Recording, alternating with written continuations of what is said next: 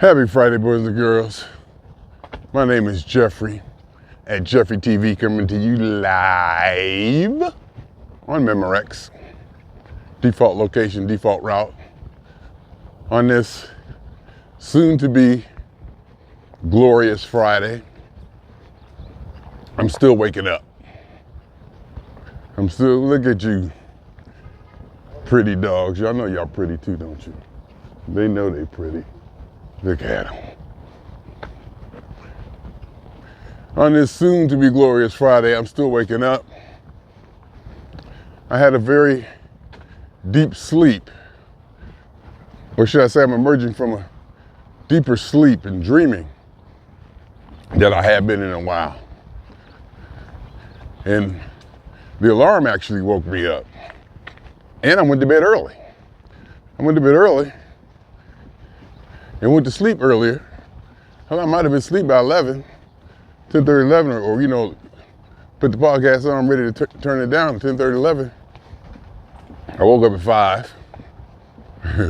Woke up at 5 something. Scrolled a little bit. Then rolled over, went back to sleep for a couple more hours. And in that couple hours sleep, I had deep dreams. I did some really deep dreaming. And the alarm woke me up. The alarm ain't woke me up in a long time. I'm usually awake before the alarm goes off. Even when I go to bed, quote unquote, later would be, which is actually should be regular, later would be like 12:30, 1 o'clock in the morning, which will give me 8 hours. I got the alarm set at 8:50. So, 1 o'clock in the morning still give me about 8 hours. Hell, 1 o'clock in the morning, 7 hours, midnight to give me about that. Either way, you know what I'm saying? But I feel good. I can tell I feel good. I just gotta wait for the fogginess to burn off, the overcastness to burn off. Mr. Scale told me 212.6 this morning. I was hoping for a lower number, being overly ambitious. Yesterday I was 213.0 when I woke up. Today I woke up 212.6. A lot of people would be happy to lose over a half a pound in one day. Not me. Not me.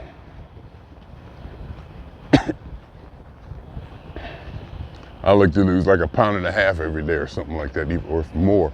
And I know, and I've been told many a times, it's not healthy. Losing weight too fast is not good for you. Blah, blah, blah, blah, blah. But I think it has worked for me over the years. And I say I think because I'm putting it back on over time. I'll get it down and put it back on over time.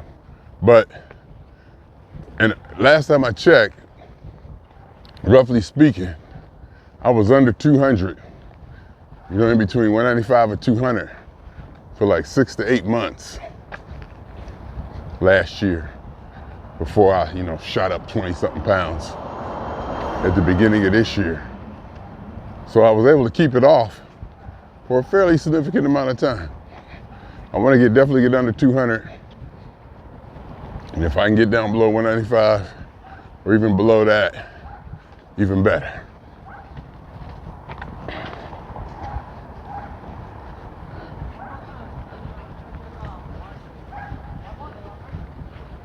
Because Christmas is next week, 2 days off. And then the weekend after that, and Pittsburgh plays Saturday tomorrow. Huge game. Huge game. We win the division. Winning division is what we're looking to try to do. We want to win the division. Take Baltimore out. We win the division, we get a home playoff game. The way things are set up, we probably only get one. Because after that, it'll be Buffalo, Kansas City, and Baltimore. No, it won't be Baltimore, it'll be Buffalo, Kansas City, us, and we might get, no, we'll probably only get one playoff game. I think the other division winner might be, it'll be Kansas City, San Diego. San Diego might win a playoff game. San Diego might win. So if they win and we play them, they'd come to Pittsburgh. Home game is what you want. But, you know, we got to see. I got to really look at it. But, you know, either way, tomorrow's a big game. Of course, I'm going to bet my football team to win. George Pickens is hurt. George Pickens brought something to our offense at wide receiver that we have been missing. It's the long threat. It's the threat of throwing a long pass, which defenses had to compensate for.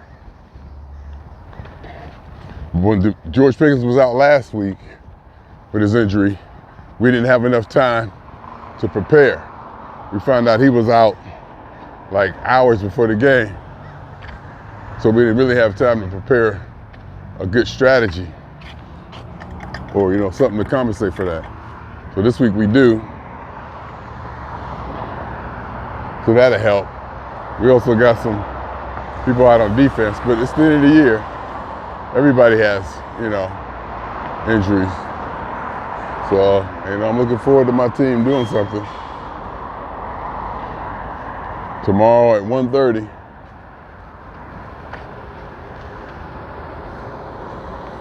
I'll get up, I'll get my steps, I'll probably walk the alternate weekend route and swing back by Ralph's or whatever and do some stuff. It's been a while since I had pizza, so I might do pizza. I love food and I love eating. Speaking of which, yesterday, I had my big meal, my main meal, at quote unquote lunchtime at about 5 p.m. I had my big meal at 5 p.m. And more so, I actually, well, I take a lunch every day, but this may have been the first time in years. This day may have been the first time in years that I sat down and ate at lunch. Usually I'm walking. Could be close to a decade. Well, I've only been working there 10 years, but at lunchtime, I'm walking. I'm out the door walking. This was the first time in years, and it definitely felt different. It felt different to do that. I haven't done that in a very long time. And then like right before lunch, I got all my food prepared, so all my food was set up. So as soon as I punched out for lunch, boom, sat down in the chair, actually cut the TV on, looked at some podcasts, and ate. Allowed my body to settle down and to relax. I could feel the energy kind of go out my body as I relaxed and ate and settled. Still knowing, you know, after this was done, I'm gonna have to get up and go back to work. And it seemed I got enough done. Well, I ate to the point where, and got finished, where I had like 10 minutes left, maybe 10 minutes before I had to punch in. And I was thinking about going walking in.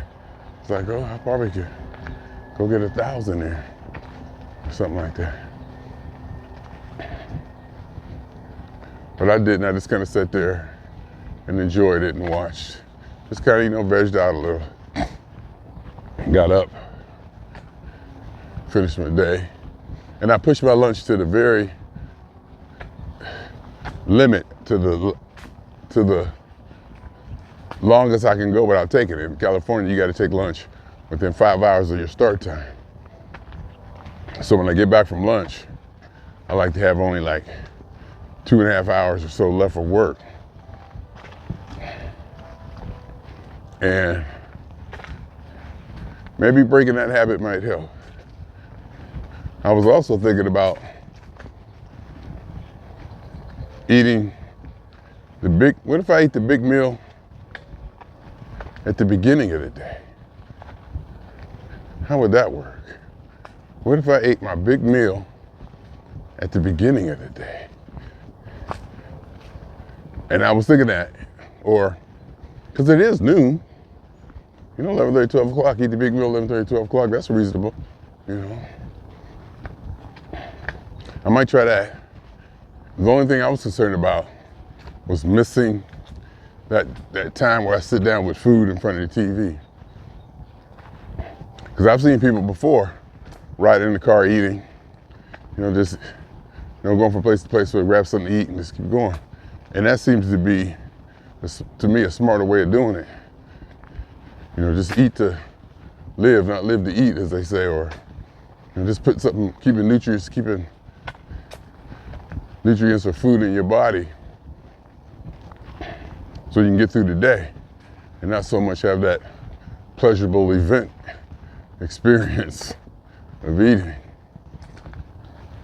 So I might go home, set up my big salad, set up a big lunch. I might do that. Have my big meal when I get back.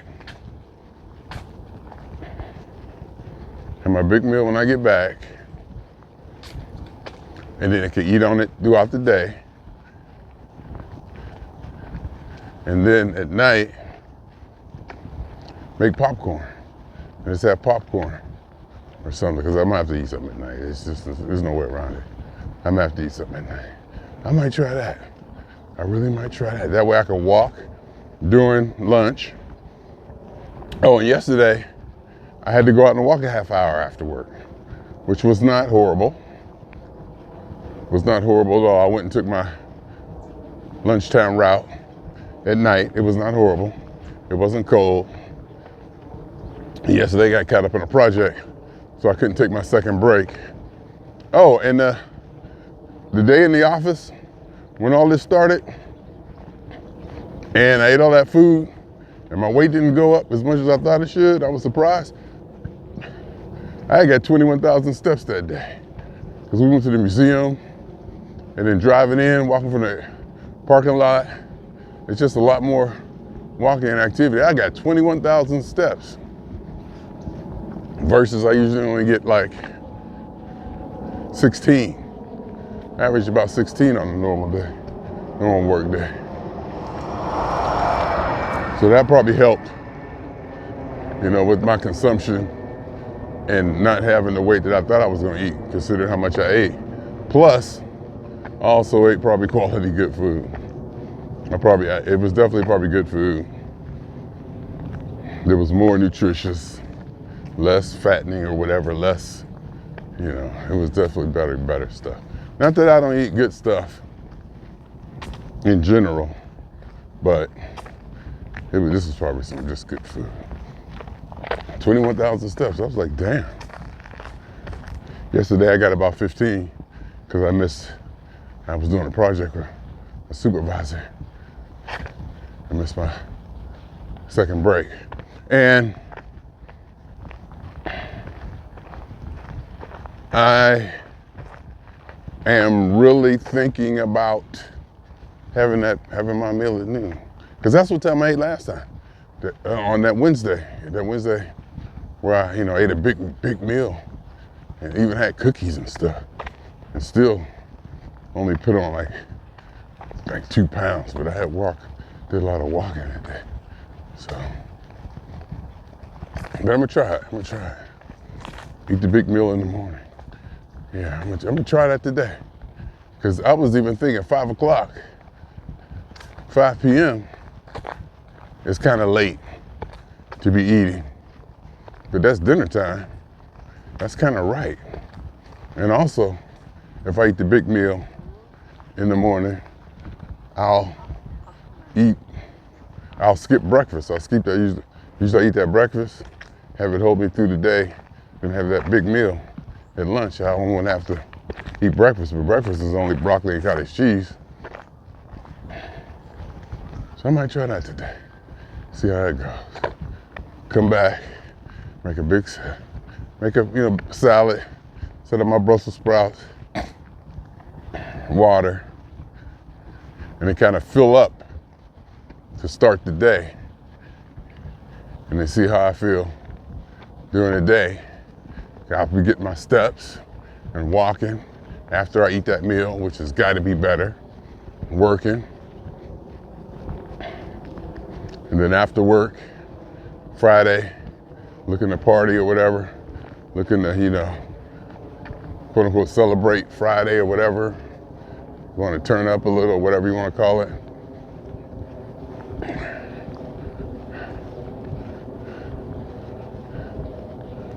With popcorn.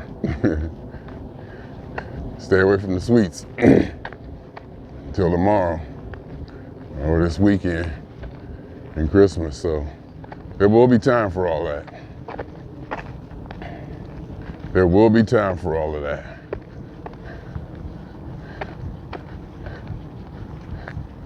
Yeah, that's what I'm gonna do.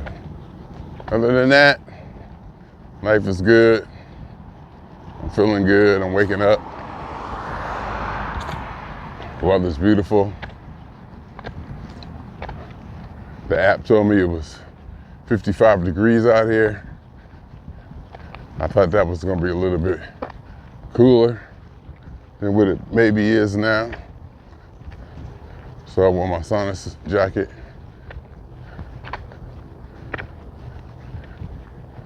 And it's perfect. I feel perfect. I feel myself sweating. Stride is good.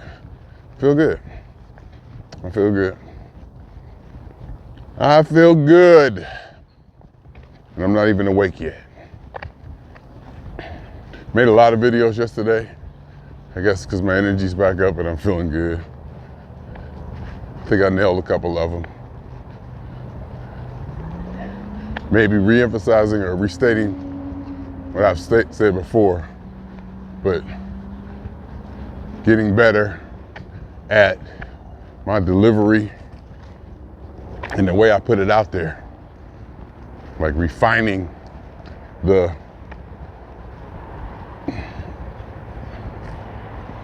soliloquy or the speech or whatever. Just get better and better at it, saying it different ways. And that, and this and that. Yeah. So it's good. Sun, my face, as you can see.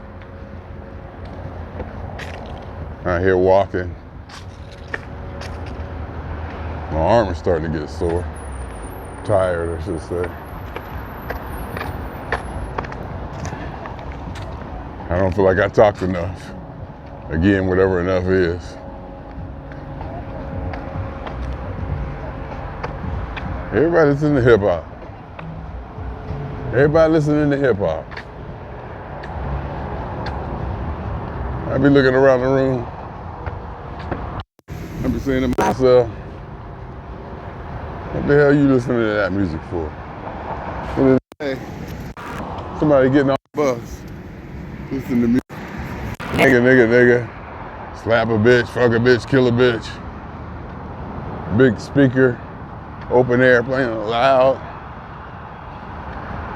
And it was like a olderish black male. May have been semi-homeless looking kind of cat. About nigga, bitch, nigga. I'm a nigga, I kill bitches and all that. I mean, the music was good to a degree. The beat was good to a degree. The rap was kind of tight and definitely catchy. It's just the words. I'm like, the words were just like, how can you play that? You know, how can you listen to that and walk around other people and not feel self-conscious about it.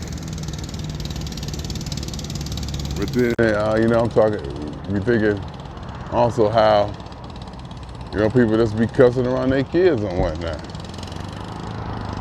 What's that all about? People be cussing around their kids, cussing at their kids. Now, I told you not to fucking do that to a toddler. How do you talk like that to a toddler? And how do you expect the kid to grow up? I mean, how do you think it's gonna be when they grow up? What kind of influence or impression are they gonna have when they go out, you know, in the world? If that's in their home life. Granted, some kids probably need that. Probably live in a war zone, go to school in the jungle, and there's a good chance that the parents are teaching them, giving them the skill and the tools they need to survive in the neighborhood in which, the environment in which they're growing up in. And again, notice I did not say they should not do that. I inherently just don't do that anymore. Notice how I just asked the question. How I'm questioning the reasoning and the logic behind them doing what they're doing. I'm just not the person who's gonna say, don't do that, you shouldn't do that.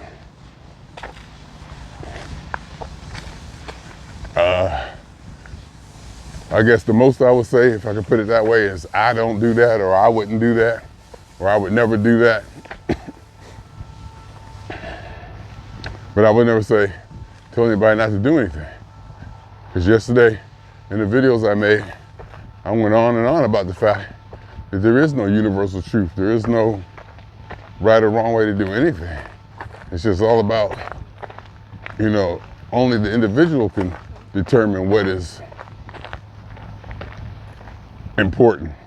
Only the individual can determine what their God is, or their philosophy is, or what's right or wrong. The ultimate morals and all that. Because there is no overall defining God. There's no, and God, by God I don't mean an entity in the sky, you know, strike people down or cause floods or, you know, create the universe. I mean, the overall truth, a guiding light that we need to follow. So I would never say, you know, don't do that. Never ever call somebody stupid or dumb for doing it. I just don't, that's all that's been factored out of my thinking. Probably based on the fact that I love everything and I know we need everything. We need ups, downs, left and rights. We need all kinds and everything. People are supposed to be what they are, and they're going to continue to be. We need the good, the bad, and the ugly, and the beautiful, whatever. You know, we need it all. Because without the ugly, there is no beautiful.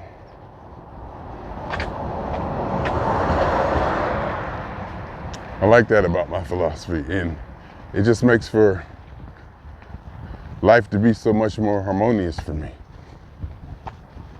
Live and let live. And don't ever underestimate the significance and importance of apathy. Never do that. Never underestimate the importance of apathy. Oof. Excuse me. That's another thing about walking.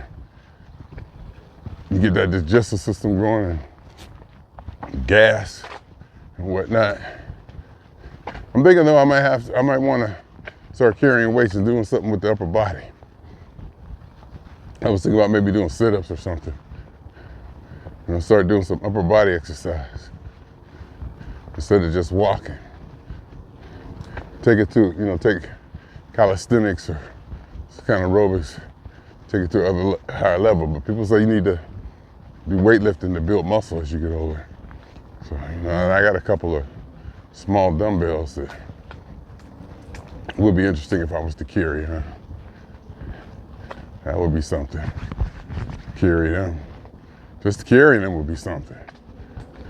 I was thinking, well, if I carry them, maybe I could bring some rope or something to where I could tie them off around my waist or on my shoulder so I don't have to carry them. But I guess even carrying them around my neck or whatever would be added exertion. So I might do that one day, see what it's like. But then if I do, I won't be able to record like this. And when I walk, I always take my recording equipment. You can call it recording equipment. My selfie stick and my external microphone. Do I really need the external microphone? Maybe not. I could probably go with it without the microphone. I've done that before, and it didn't sound too bad. And in some instances, it may have sounded better, less bassy. But I think one time in a YouTube comment, somebody said, "Thank you for using a good microphone." Because I guess, if you don't do that, you may pick up ambient noises and buses going by and all that. Not that this doesn't, but you know. And I might even start thinking about popping on that lavalier microphone. The only reason I stopped, because I got tired of having to wire it. Running the wire under my clothes and all that, because I didn't want it swinging back and forth. That's the only reason I stopped doing it. And I just carry, the transceiver's transceiver be in my pocket instead of right here. And that's what I was doing yesterday with the transmitter that the clip broke. I just used a lavalier microphone, pinned it on, and had the transmitter in my pocket. Did pretty good. It did pretty good. I like the sound that I was getting. Using OBS Studio, I ran it through some filters. I think an expander, noise suppression, or noise gate, equalizer. And I think I put the compressor on. I took the limiter off. Finally got those tweaked in.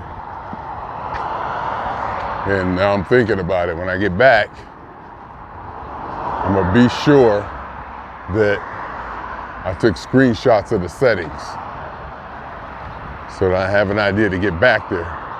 Because once you get off, starting that whole process again with threshold, and I don't do too much with the attack and release. I think I got those at the minimum. Threshold, gain, and the equalizer settings.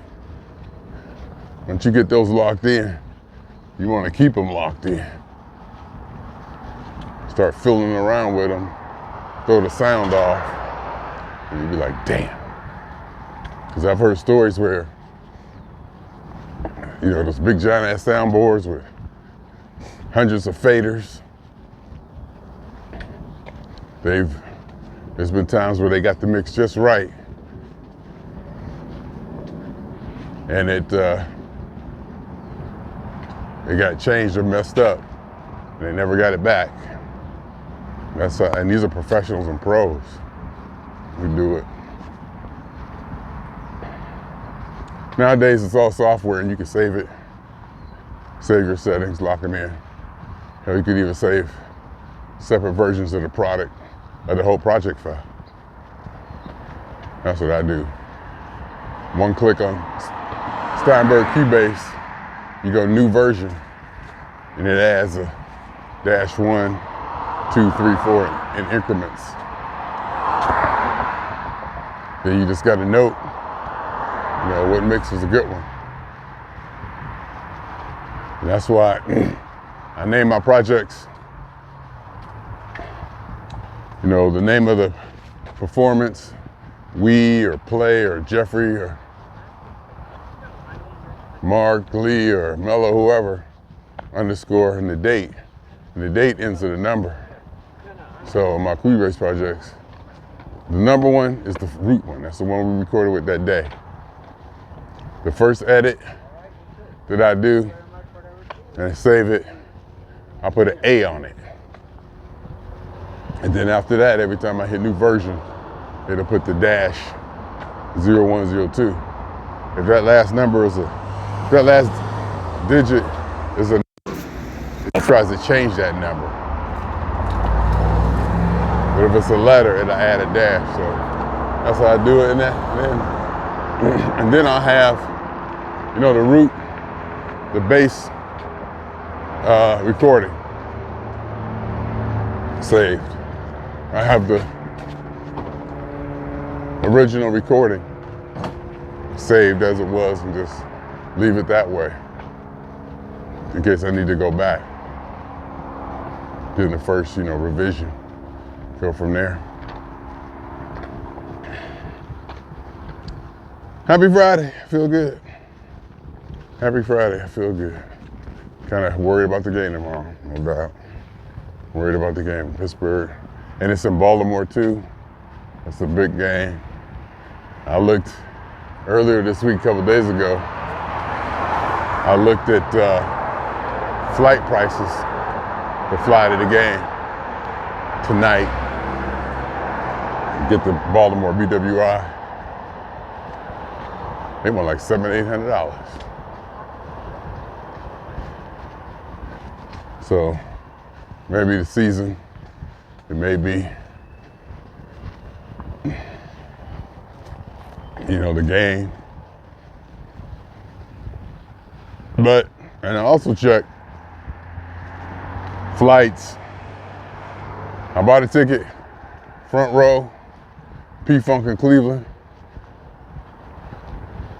$270.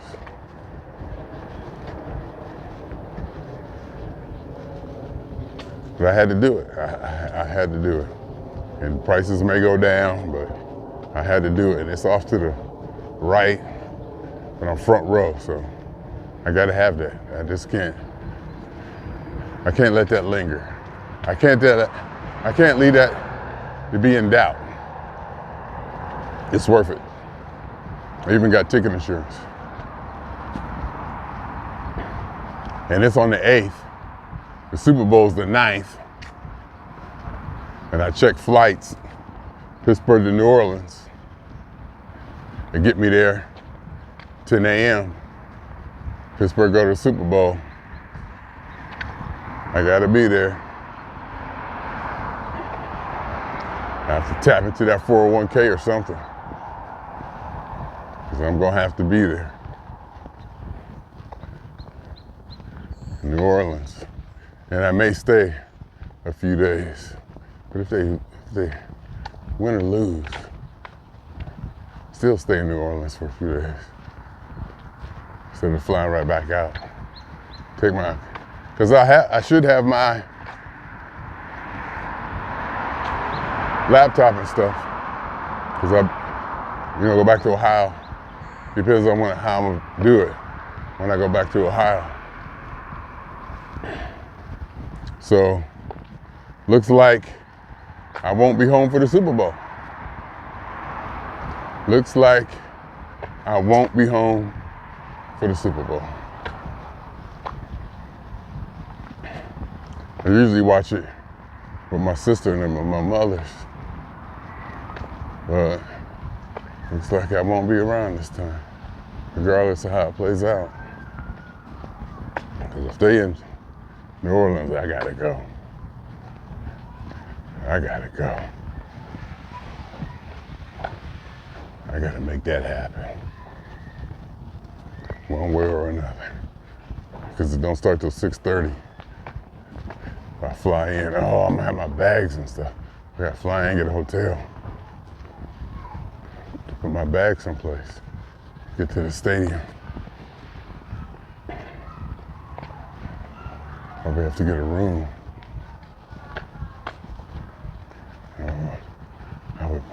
I could probably drop my stuff off at the bell desk if they don't let me check in. Probably ain't gonna be no early. Or that, or get the room for the day before. Get 2 nights starting the day before, so I'm guaranteed to have that room ready, but pay for a whole extra day. I gotta figure it out. See, I'm already going through it in my head. It's fun. I enjoy going through it in my head like that.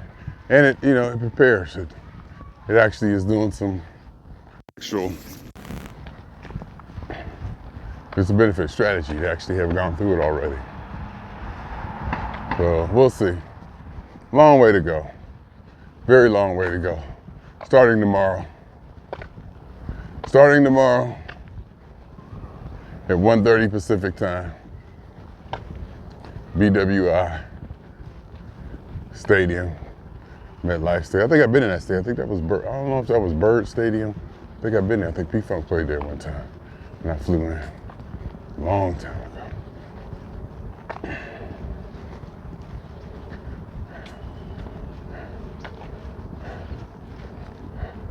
I think it was P-Funk. Why did P-Funk play a whole stadium? It wasn't that big. Might have been a festival or something like that. I gotta check and see. Oh, I don't have to. It'd be fun to see. Check and see.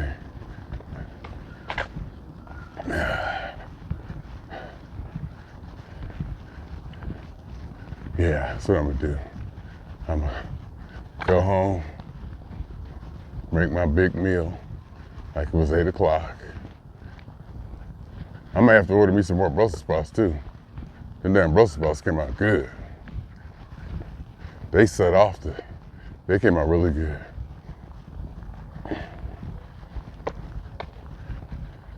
And if I can eat that big meal, go through the day,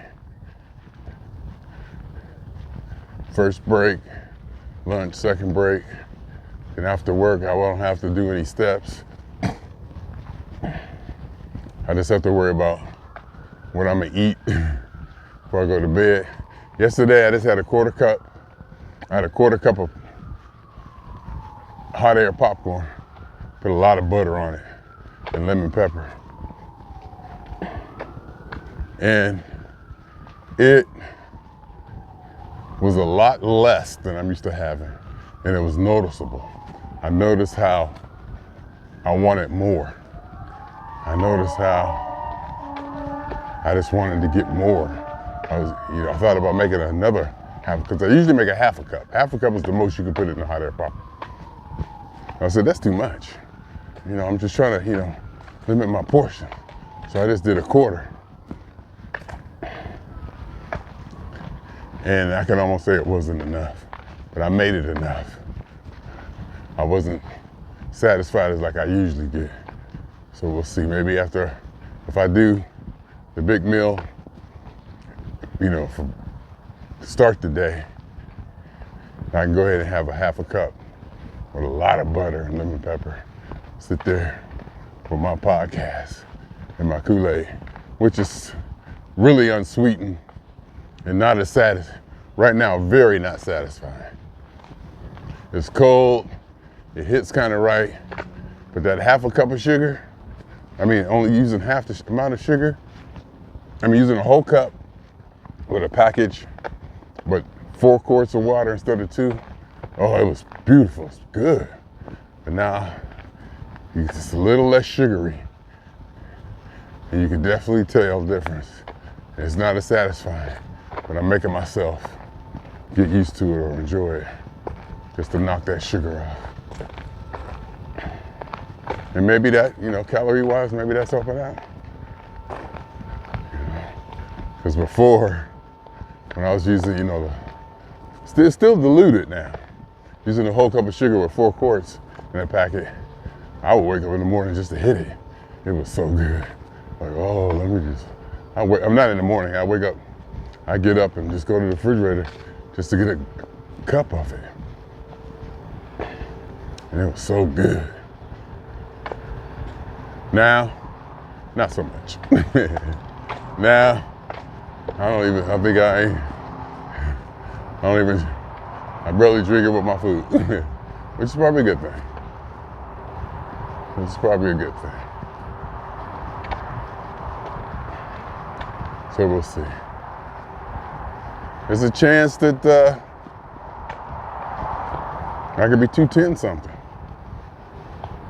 If I do 1.8 today, my usual walk, wear my sauna suit, I might get 2.2 or 2.0. If I can do 1.8 today on this walk, of course it's all water. No, it's probably not all water because I'm not sweating that much. So it's probably, a good, significant, whatever it is. If I could do 1.8 from 12.6, that'd be 11.8, 10.8.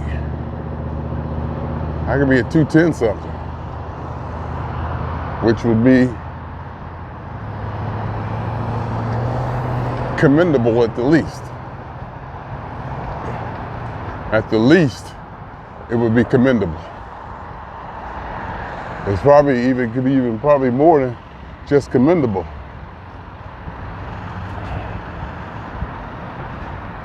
But I'm hard on myself like that. I'm hard on myself like that. And I know it. I'm hard on myself like that. And I know it.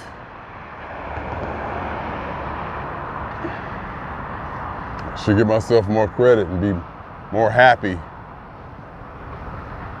for the gains that I've gotten. But I'm already happy enough. I got enough happiness. I got enough happiness. Happiness is not a problem. Happiness is by no means an issue. I'll be walking. People be looking at me and stuff, walking with my, selfie stick, talking to the camera. I don't know if they can see the microphone or not, and they can see the microphone probably on the phone hooked up. It's obviously I'm doing something, They probably get it. They say, oh, he's doing something. And I'm so used to doing it, and I'm so comfortable with it that, hey. And I'll say this too. I will say this also. There's been more than one time when I've started doing something like this, and it becomes inherent in me. I just keep doing it, to where it's nothing. I started to see other people doing it. Significant others. More than once, I've gotten on the train way before a lot of people. And that kind of gives me a confidence sometimes when my thinking deviates from the norm, whatever the norm is, from the mainstream. Many a time I've been rewarded, or with hindsight, been, hey, you were the first one. You started off. You said it right. You were the one. I've been told that. He said, yeah, you were the first one to do that. And that gives me a confidence doing this stuff now. My experience with going out there on the limb or whatever, or being outlier, or having contrary views, has been noted before, and I've been commended for it. Not rewarded so much, but commended for it. And at this point, not that it even matters. I'm at the point now that freedom, I'm gonna do whatever I want to do anyway. I'm just free. I'm free of any psychological bounds, as far as I can tell. No external inhibitors. When I wake up in the morning, I feel I can do anything I want. It may take me some time to accomplish it. It may be a hard-fought road. It may be not cost-effective, but I can make it happen. Whatever it is, put in the work. And by cost-effective, I mean put in the work. Yeah, you want to do that, but you got to do this much work, and all that work may not be worth blah, blah, blah. But if I want to do it, who's to say?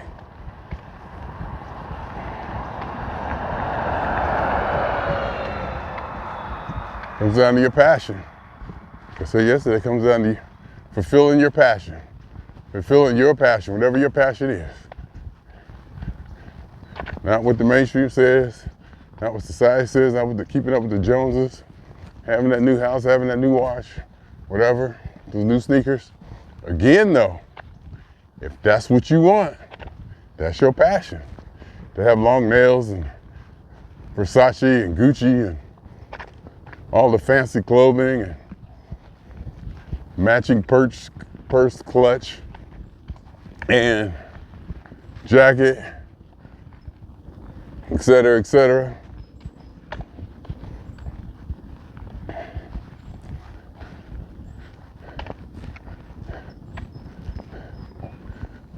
I was thinking at work today, because I was thinking about the matching purse, clutch, and eyeglass case, match the sweater thingy, shawl or whatever, and match the shoes. There's a nice kind of, maybe a burnt orange or kind of orange. And I come in and I tease her about her fashionability. And, you know, I like upscale West Side girl. Mexican, I think she's Mexican or Hispanic. But she said, I said, well, what do you think about Trump? He said, I'm not worried about it. I was born in Santa Monica. I was like, yep, there you go. You know, she's always talking about, you know, having the house renovated or this or that, or, you know, this just, you know, upscale stuff. I like to hear about people in their upscale stuff. Because it was a time where I may have been put off by it. But now, you know, I got mine. So I can be happy for other people.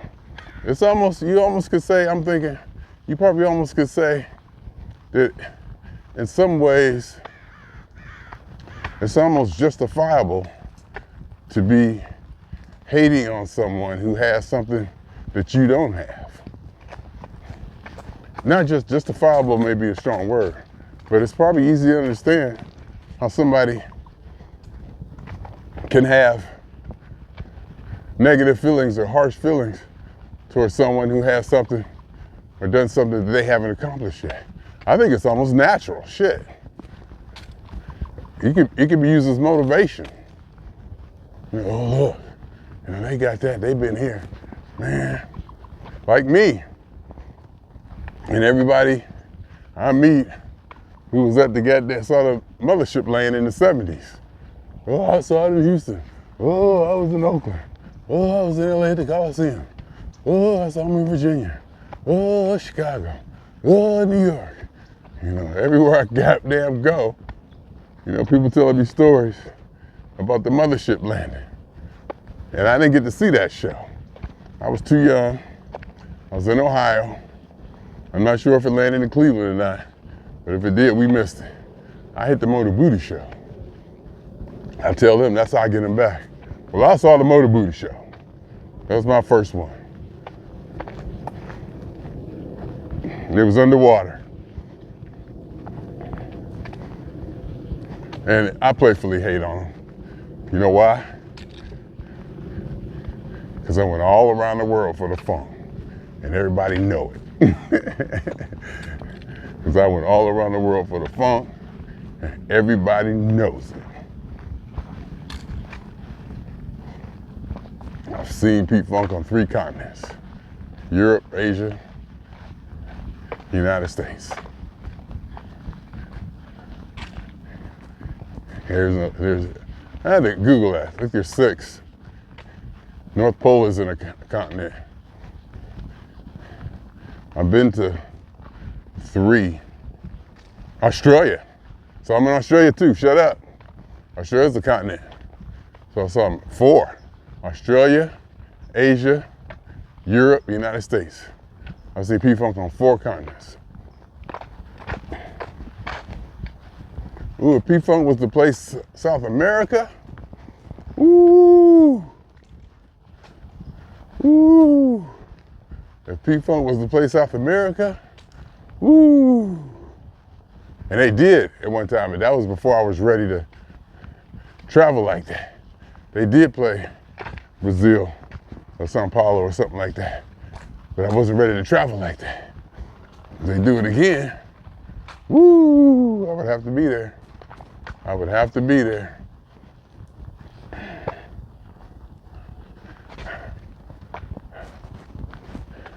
And then save my Antarctica trip. I'm gonna do my Antarctica trip as soon as I retire.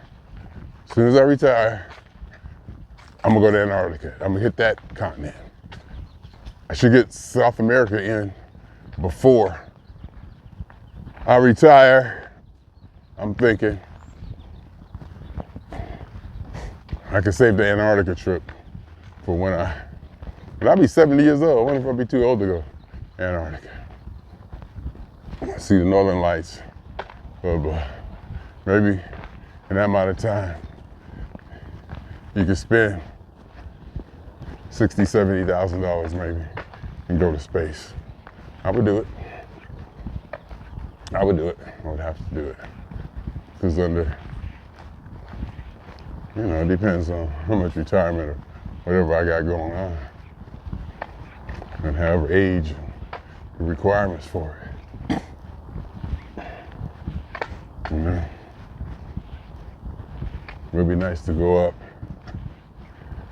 and to see it. I don't think you go up far enough to see the whole earth. But if you did, ooh.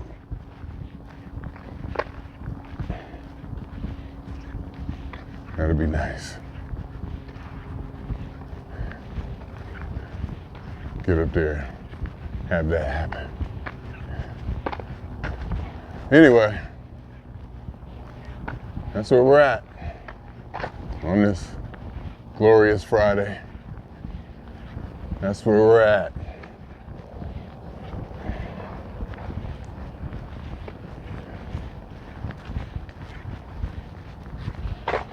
And we're happy about it. Oh, look at that. That's where I should have been holding it. What have I been doing? Holding it like this. Is that too close? How's that? It's comfortable holding it right here like this. But you're not seeing it. I like for it to be. See, as soon as I bring that up here, I can feel the difference in carrying it. I can feel the difference in carrying it. I can't see myself now. Am I even in the screen? At least you can see some stuff on the side. You know. Anyway, no more delay. Let's check out the new style eye display. 10:13.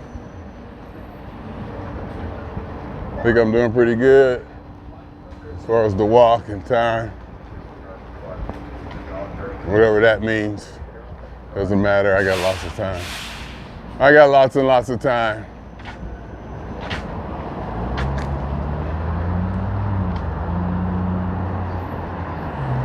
I got time. I allow myself lots of time. Purposely, intentionally. And it works for me.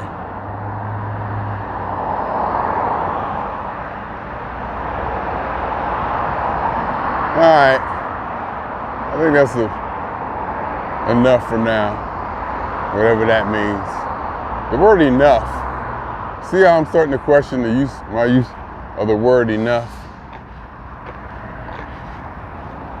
You see, I'm starting to question my use of the word enough. Make sure I'm using it in the proper context. Make sure it's saying what I want it to say or what I want it to mean. Enough. It's so subjective. I think what I'm also trying to do is stay away from terms or words that are subjective, that mean different things to different people.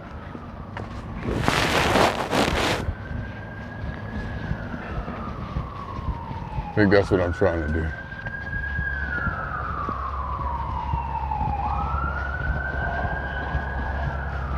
I was thinking about alerting my daughter. I haven't told her yet. I don't think. She may have saw the post I made, but I'm going to alert her directly that P-Funk is playing February 8th. And that's about, when I come back here anyway. So, anyhow, swinging on y'all 2 times. For me, for the funk. And for every elementary particle that has ever existed in any atom, in this or in any universe that ever was, is, or will be. The totality of it all. Theory of universe. Hypothesis of all. As one. My name is Jeffery.